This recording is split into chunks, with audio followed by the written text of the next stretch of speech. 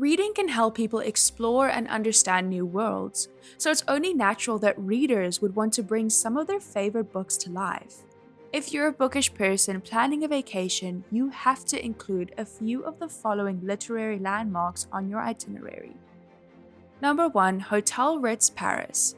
Paris was one of the hub for the last generation writers whose names you'll surely recognize from AP Lit syllabi.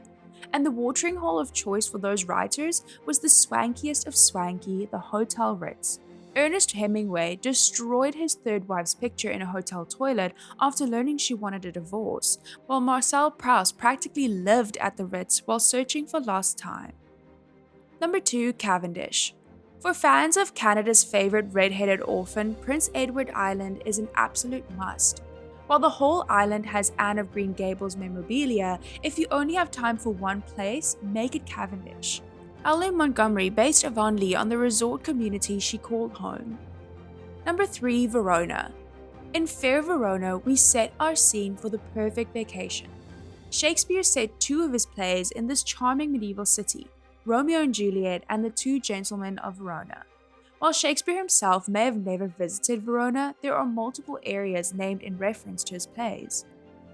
Number 4. Ashdown Forest. About 2 hours from the centre of London is the inspiration for the 100 Acre Wood.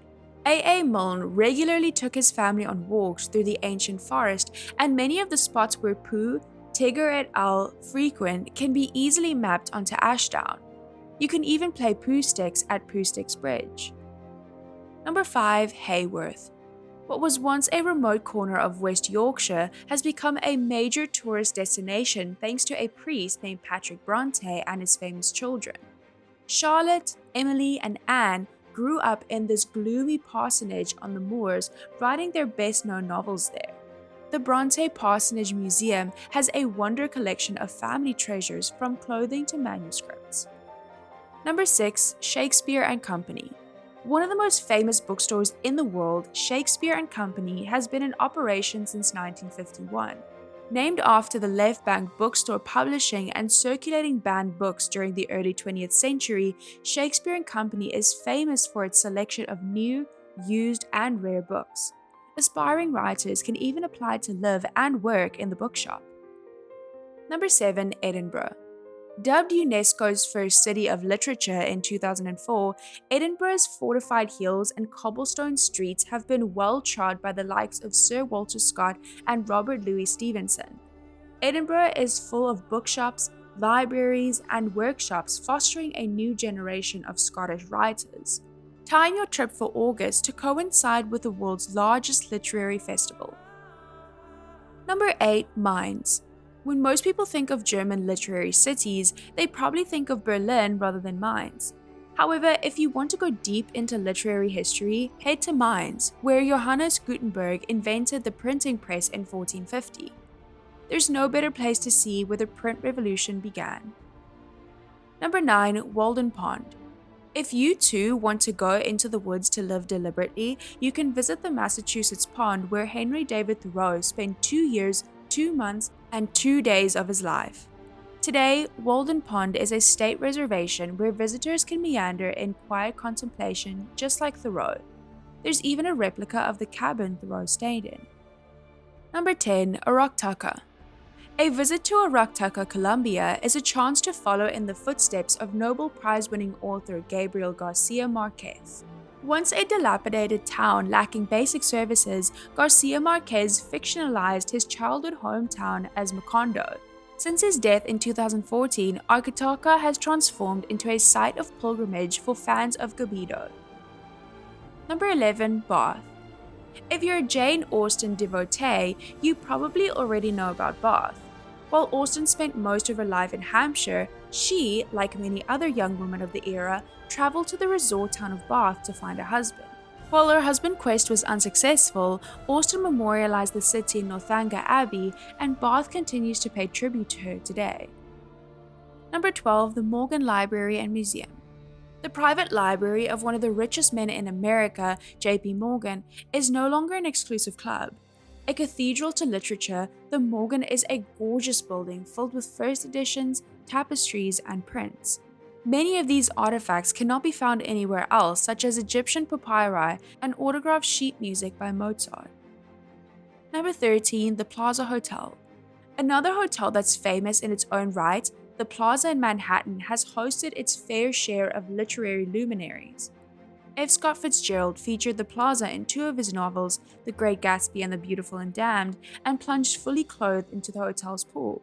Truman Capote hosted his famous black and white ball in the ballroom. And of course, we can't forget the Plaza's most famous resident, 6-year-old Eloise, who lives on the tip-top floor. Number 14, Llandudno. This name may not ring a bell and could tie non-Welsh tongues in knots, but its best-known vacationers certainly will. Alice Liddell, the inspiration behind Alice in Wonderland, spent several happy holidays in Llandudno. To commemorate the Liddells, the city installed a trail of 34 sculptures featuring the White Rabbit, Cheshire Cat, and Alice herself. Number 15, Buenos Aires. The Paris of South America, Buenos Aires was home to some of the most influential writers of Latin American literature, including Jorge Luis Borges and Julio Cortázar. Buenos Aires has almost 700 bookstores to explore, so pack an extra suitcase. Our favorite is El Ateneo Gran Splendid, which used to be an old theatre. Number 16, Trinity College. Dublin has too rich of a literary scene to capture in a few sentences, so we've restrained ourselves to just one spot, the library at Trinity College, Dublin. The largest library in Ireland is also one of the most beautiful in the world. The library houses over 7 million volumes going back over a millennium. Number 17, the House of the Seven Gables. Most visitors to Salem probably come for the spooky vibes and miss out on this literary treasure. The Turner Ingersoll Mansion, better known as the House of the Seven Gables, is a colonial home that inspired Nathaniel Hawthorne's Gothic romance of the same name. The house has been restored and is open for tours. Number 18, Accra. Ghana may not be the first place people think of when they think of literature, and that's a shame. Ghanaian literature has been taking off recently thanks to writers such as Yaya C. and Roseanne A. Brown. There's no better way to explore an underrated literary culture than by experiencing the beating heart of its capital. Number 19, Key West. Hemingway may have been the most famous resident of the Florida Keys, but he certainly wasn't the only one. Just around the corner from Hemingway's home, filled with 6-toed felines, is a small museum dedicated to Tennessee Williams. The Pulitzer winner playwright called Key West home for 34 years. Number 20, Jimbōchō Booktown. Given the popularity of Japanese cozy fiction in recent years, we assume that Tokyo is automatically on most bookworms' bucket list. Given the popularity of Japanese cozy fiction in recent years, we assume that Tokyo is automatically on most bookworms' bucket lists. While you're there, make sure to check out Jimbōchō Booktown in the Kanda Jimbōchō district. The area has around 200 used bookstores, many of which stock English books. That's all for this video. Don't forget to like and subscribe. Thanks for watching.